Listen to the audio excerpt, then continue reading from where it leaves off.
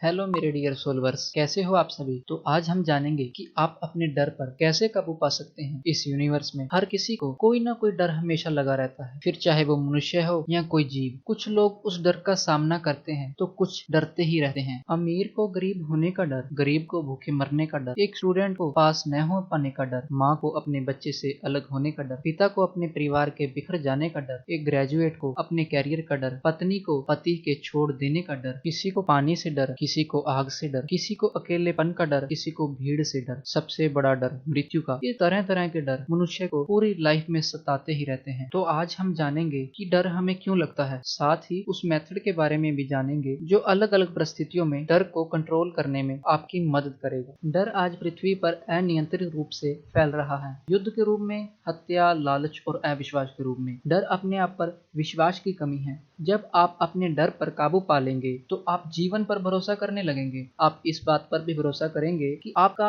जीवन आपका ख्याल रख रहा है। आप अपने डर को कितनी मजबूती देते हैं यह आप पर निर्भर करता है। जब आपके मन में कोई डरावना विचार आता है तो वास्तव में वह सिर्फ आपकी सुरक्षा करने की कोशिश करता है। जब भी आप शारीरिक रूप से डर जाते हैं तो आपको खतरे से बचाने के लिए आपके शरीर में एड्रेनालाइन पंप होता है, और ऐसा तब भी होता है जब आप अपने मन में कोई डर पैदा कर लेते हैं। यह वैसे ही काम करता है जैसे आपके मोबाइल फोन में जब कोई वायरस एंटर करे और वह उसे रोकने के लिए आपको एक वार्निंग देता है। डर सिर्फ आपके मन की एक सीमा है। आपको डर होता है बीमार पड़ने का, या नौकरी छूट जाने का, अपने किसी प्रियजन को खो देने का, या अपने साथी से अलग हो जाने का। फिर डर एक सुरक्षा तंत्र बन जाता है। हम बदलाव का डर अनुभव करते हैं, बदलाव न होने का डर महसूस करते हैं, भविष्य का डर और जोखिम उठाने का डर महसूस करते हैं। हम लोगों के यह जान लेने से डरते हैं कि हमें क्या चाहिए और हम कौन हैं, और हम अतीत को मुक्त करने से डरते हैं। लेकिन मन एक साथ दो परस्पर विरोधी विचारों को पकड़कर नहीं रख सकता। और डर के स्पेक्ट्रम के दूसरे छोर पर प्रेम होता है। प्रेम वह चमत्कारी शक्ति है जिसकी हम सबको तलाश है। जब आप स्वयं को प्रेम करते हैं तो आप स्वयं का ख्याल रख सकते हैं। चलिए आगे जानते हैं। जब आपको डर लगे तो स्वयं को याद दिलाइए कि इसका मतलब है आप स्वयं को प्रेम नहीं करते और आपको स्वयं पर भरोसा भी नहीं है। यह धारणा कि आप किसी काम के नहीं है अक्सर आपके डर की जड़ में होता है। लेकिन जब आप स्वयं को पूर्ण रूप से प्रेम और पसंद करने लगेंगे तो अपने डर पर काबू पाने लगेंगे। वह सब करेंगे जो आप अपने दिल, अपने शरीर और अपने मन को मजबूत करने के लिए कर सकते हैं। इसलिए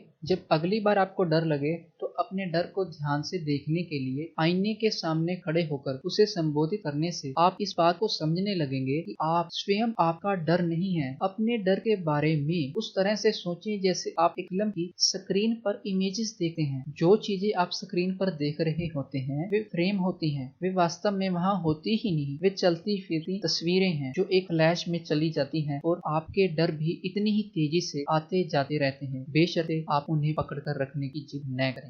याद रखें, जब आपके मन में कोई भयभीत करने वाला विचार आता है तो वह सिर्फ आपकी सुरक्षा करने की कोशिश कर रहा होता है। उस डर से कहिए, मुझे खुशी है कि तुम मेरी मदद करना चाहते हो। डर को स्वीकार करें और शुक्रिया कहें, लेकिन उसे मजबूती या महत्व न। अब तक हमने जाना कि डर क्या है और क्यों होता है। अब हम जानेंगे उस विधि को जिसे सीखकर आप अपने डर पर काबू पा सकते हैं। वह कौन सा सबसे बड़ा डर है जो आप इस समय अनुभव कर रहे हैं, उसे एक कागज पर लिख लें और आईने के सामने खड़े हो जाएं। इस डर को स्वीकार करें, उसे कहें, मैं जानता हूँ तुम मेरी सुरक्षा करना चाहते हो। मैं खुश हूँ कि तुम मेरी मदद करना चाहते हो। शुक्रिया, अब मैं तुम्हें जाने दे रहा हूँ, मैं तुम्हें मुक्त कर रहा हूँ और मैं सुरक्षित हूँ। फिर उस कागज को फाड़ दें या कूड़ेदान में डाल दें। एक बार फिर आईने में देखकर इन शब्दों को दोहराएं, मैं प्रेम और जीवन पर भरोसा करता हूँ। प्रेम और जीवन मेरा ख्याल रखते हैं। मैं उस शक्ति के साथ एकाग्र हूँ जिसने मुझे बनाया है। मेरी दुनिया में सब कुछ ठीक है। अब आईने में देखें और अपनी सांसों पर ध्यान दें। जब हम डरे होते हैं तो अक्सर अपनी सांसों को रोक लेते हैं। यदि आप भयभीत महसूस कर रहे हैं तो अपनी पूरी चेतना से सांसों की ओर ध्यान दें। कुछ गहरी सांसें लें। सांस लेने से आपके अंदर की वह जगह खुल जाती है जो आपकी शक्ति है। सांस लेने से आपकी रीढ़ सीधी हो जाती है, आपके फेफड़े फूल जाते हैं। स्वाभाविक रूप से सांस लेते रहें और अपनी सांसों पर ध्यान देते रहें। साथ ही सकारात्मक चीजों के बारे में भी सोचें जिन्हें आप इस धरती पर होते देखना चाहेंगे। जब आप इन विचारों को अपने मन में रखकर उनकी कल्पना करते हैं तो आप इस नई, सुरक्षित और प्रेम भरी दुनिया के निर्माण में मदद करते हैं। I hope this video will definitely help you a lot. Thank you for watching. Wish you all the best.